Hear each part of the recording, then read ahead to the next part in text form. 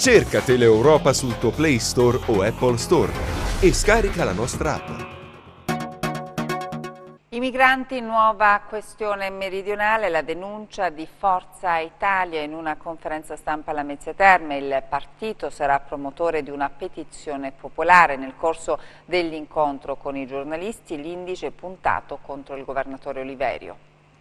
I continui sbarchi, il sistema di accoglienza al collasso e la nuova questione meridionale. Non ha dubbi Forza Italia che in una conferenza stampa alla Mezzia Terme ufficializza la linea del partito per fronteggiare l'emergenza. In campo una petizione popolare con obiettivi precisi. Chiediamo apertamente che vengano chiusi i nostri porti italiani a tutte le navi delle ONG che non battano bandiera italiana o degli stati o delle istituzioni europee e che non abbiano a bordo il personale di polizia. Diciamo no alle tendopoli proposte dal ministro Minniti, noi diciamo no ai nuovi 3 hotspot che il ministro Minniti prevede di inserire proprio in Calabria. Ricordiamo che sono 6 in tutta Italia, di cui 3 in Calabria. Chiediamo che il governo si assuma la responsabilità delle proprie politiche folli, la smettano di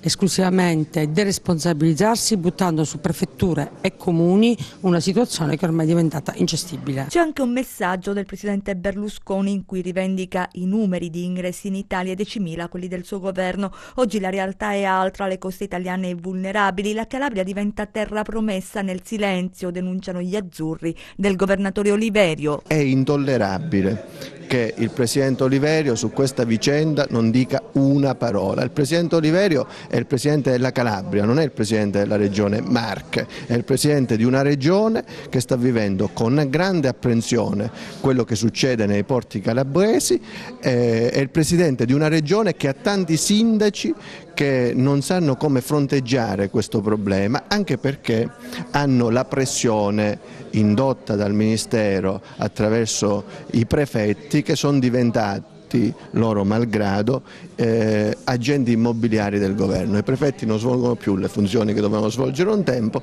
sono diventati degli affittacamere per migranti che non si sa dove collocare.